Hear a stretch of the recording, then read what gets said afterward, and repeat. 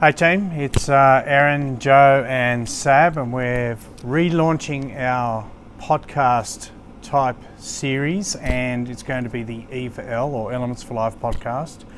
And we've got a whole heap of different topics that we're going to talk about. We're going to keep it pretty narrow in the sense of around about 10 minutes to focus on one key subject each week, and we'll see how it goes. And it's an opportunity for us to probably talk about things outside of training and just give people a bit of an understanding of why we're in this industry and why we do what we do.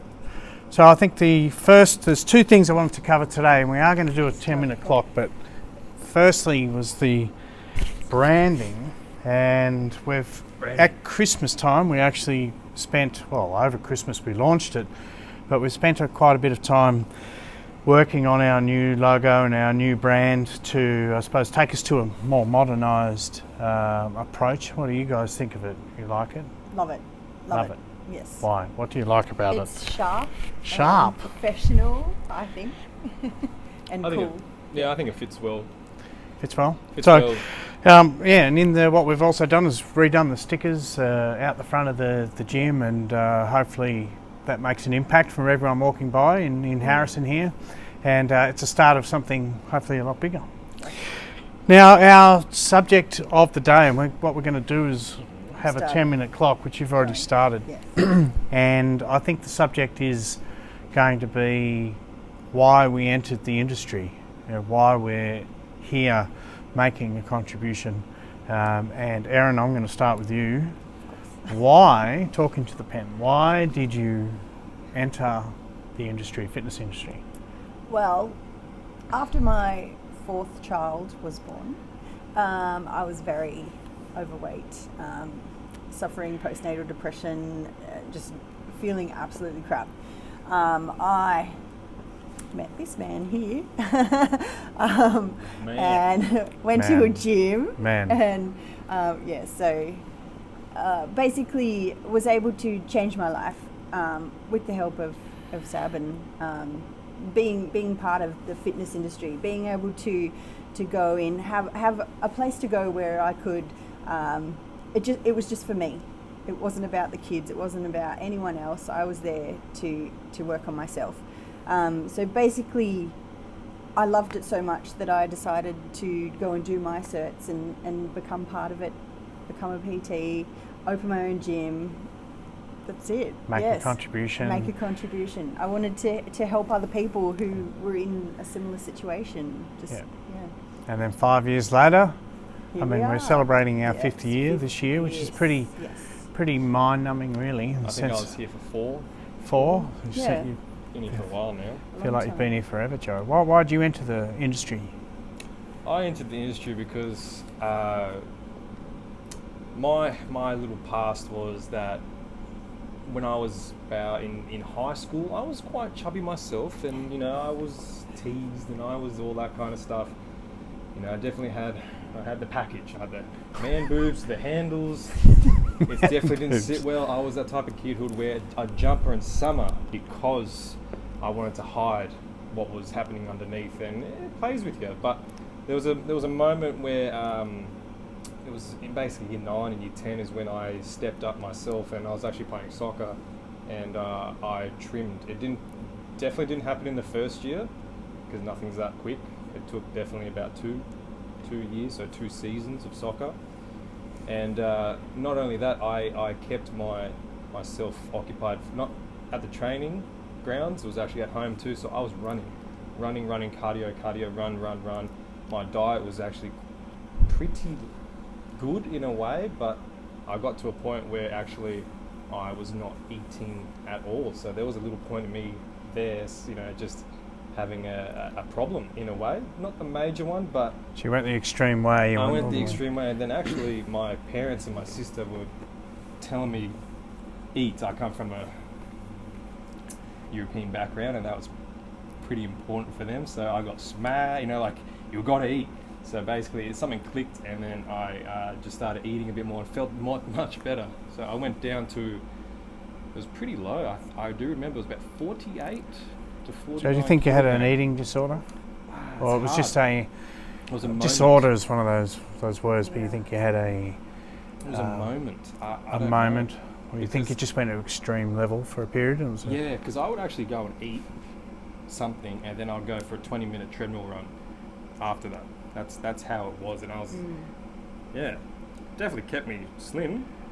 And so what, do you feel like that's motivated you to get in the industry and help other people probably do it in a more sustainable way? Because after that, basically after that period where I, was becoming a bit more physical fit as well, but then I sort of got out of that little eating problem / disorder. I'm not too sure what that was. It was definitely a small moment. But then after, when college came around, I went to the gym. That was awesome with my sister, and she did really, really well. She would come home, and then I'd be there still sitting there going, oh yeah. And then one day she basically told me to come with her, and then from then I sort of loved being in the gym and that whole journey, because I definitely was quite scrawny in a way, and then I sort of saw changes after a year or two, and I loved that. And then after that I went, I love this feeling. And so then I went and did my certs as well, and straight after that I met Elements for Life. We'll actually talk about your little story on how you actually got started here, but we'll do that for another time. Sure. So we're at 5 minutes. I mean, it sort of shows that everyone's got. Story? I'll get into it. Everyone's got their own story as such. I think everyone has, or we go through stages, and there's certain stages can motivate us to swing towards different parts of our lives, whether it's motivated for change or motivated to stay in our comfort zone or to move outside of that. I'm always talking about going outside your comfort zone. For me, why I got into the industry, I've always played sport. I've always been very, very active. I played a lot of sport when I was young. It was just what I did. I grew up in a single parent scenario. Was always across at the Oval after school, being very, very mobile, which obviously really built my confidence. I think when you're athletically prone, or you love it so much that it just becomes normal, does build your confidence, and obviously that translated into my life. And I had other businesses before this. I did different things, different brands and different companies and all sorts of different experiences. And I think as you get older, you go through, it's like 7-year stages. And then I did my certs originally way back in 2000, and then my mum actually passed away around about that time, which actually just caused a bit of a dent into my initial plans. And then I went and did something else for a while, and then I redid them in 2010, and the whole industry had actually changed. All the certs had changed. I remember the Cert 3 and all the literature had changed. Back when I first did it, they were doing the metal calipers, grabbing people's fat and stuff like this, and I found that really I still do, but intimidating. It was very invasive. Very. No one really likes me grabbing their fat, especially with metal prongs. So I was quite grateful to see that in 2010, I think that had been ditched and it had been moved to a more sustainable approach. And I think even just the whole measuring type of scenario has actually gone out. But I mean, for me, I find teaching and coaching motivating. I like to see people be victorious. So I do put in a lot of time to those who want change, and I think we only can give a certain amount of energy to a certain amount of people. I mean, that's the glory of having a gym. If you walk in here, I'll give you my focus. And I've always enjoyed that part of the process, and I think it's one of those greatest rewards of being in the fitness industry is actually seeing other people succeed. Yeah.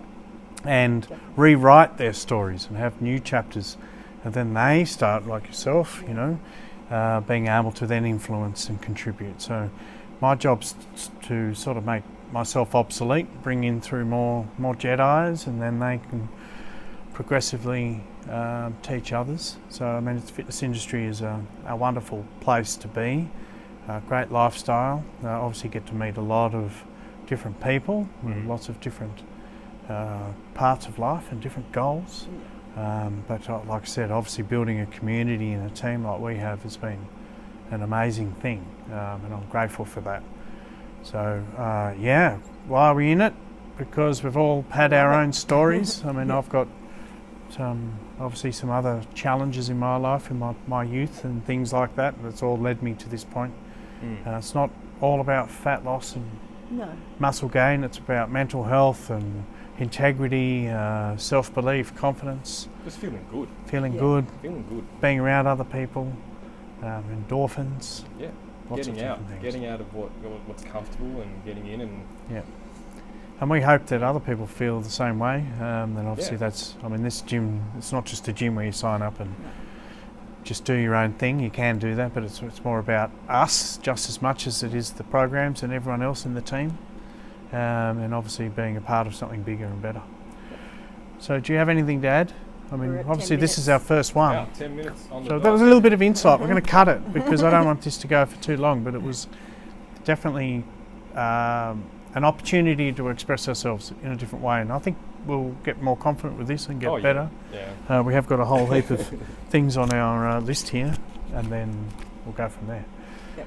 All right, thanks for tuning in, and tune in for the next E4L podcast. See you later, guys.